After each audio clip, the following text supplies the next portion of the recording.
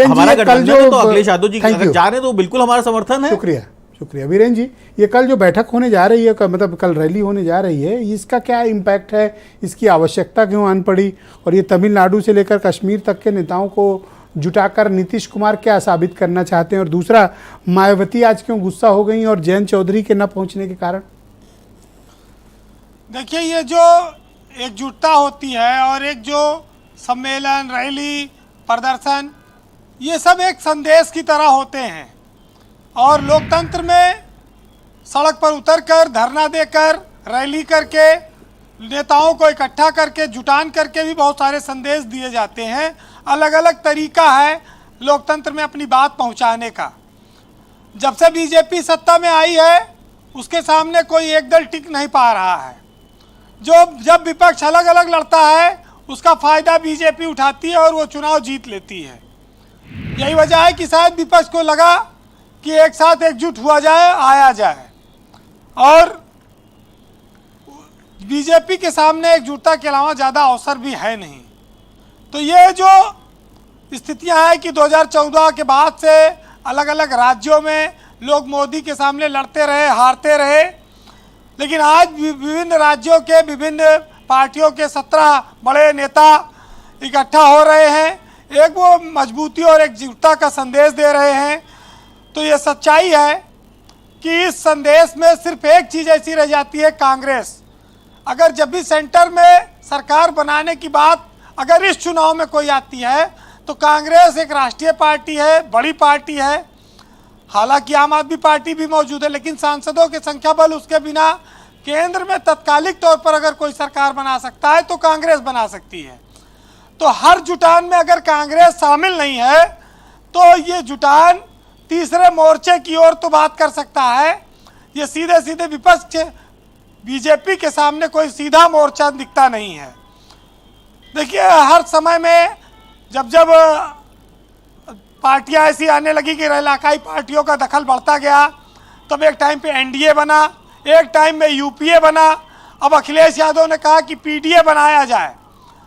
आज उत्तर प्रदेश से सटे राज्य में एक बहुत बड़ा जमावड़ा शुरू हो गया है। यूपी पे उसका क्या इम्पैक्ट होगा इस पटना के सम्मेलन का, ये महत्वपूर्ण है। दुर्भाग्य और सौभाग्य दोनों हो सकता है कि अखिलेश यादव के अलावा, वो चूंकि गठबंधन में है जयंत चौधरी के साथ, उनके अलावा यहाँ यूपी में विपक्ष का और ज़्यादा इम्पैक्ट नहीं है किसी का। मायावती ना बुलाए जाने से नाराज है, लेकिन बुलाए जाने पर क्या वो जाती, इस पर संशय है।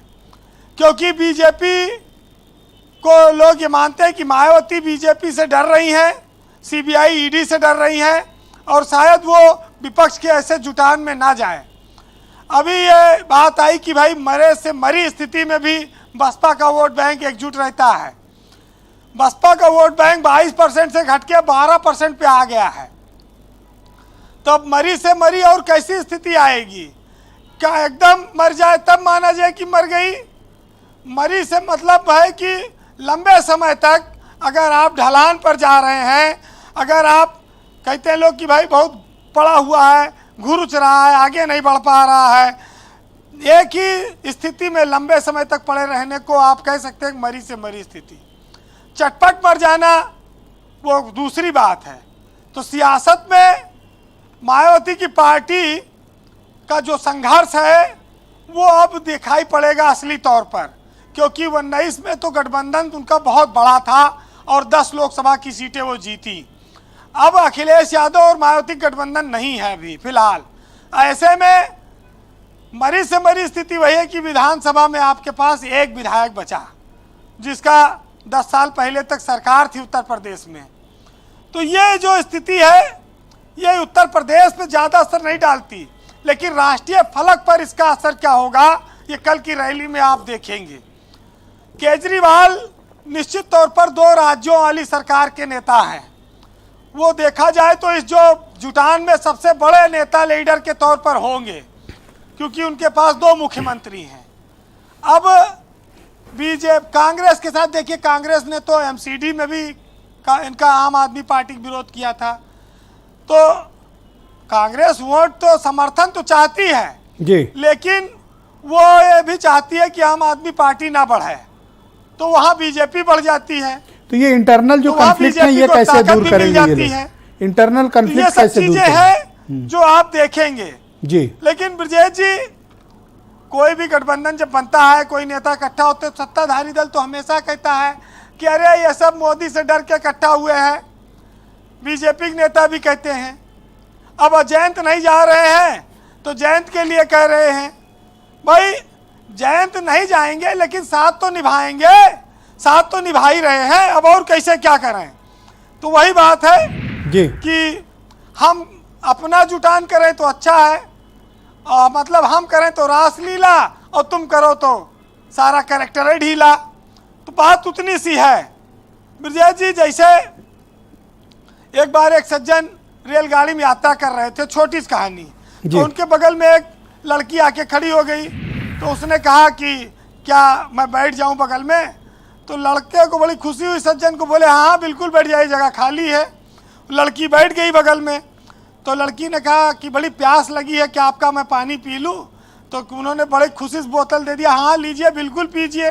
तो जब पानी पी लिया तो उसने कहा कि भैया अगला स्टेशन कौन सा आएगा? बस इतना कहते ही वो लड़का नाराज हो गया और कहा कि अब सीट खाली करो, हमें नींद आ रही है, हम सोएंगे। तो भैया कहते मान मामला बिगड़ गया। तो ये जो नेताओं के जो जुटान है, इसमें सब जैसे कोई किसी को भैया कहेगा, भैया बनाएगा, जैसे तैसे ये कांड हो जाएगा, बिगड़ जाएगा और सीट खाली करनी पड़ेगी। तो उसी तरह की स्थिति है। सुनिएगा कि सियासत में कोई बहुत ऊंचा बन जाए ये अच्छा नहीं है। कहते हैं कि अच्छा नहीं है इतना बड़ा हो जाना, मेरा झुकना और तेरा खुदा हो जाना। और कहते हैं कि आंखों में पानी रखो, होठों पे चिंगारी रखो, और जिंदा रहना है तो तरकीबें बहुत सारी जारी रखो। और राह के पत्थर से बढ़ के कुछ नहीं है मंजिलें, और रास्ते आवाज देते हैं, सफर अपना जारी रखो। बहुत शुक्रिया वीरेन जी, बहुत बहुत धन्यवाद ग्राउंड जीरो से अपना इनपुट और फीडबैक उपलब्ध कराने के लिए। बहन भाइयों,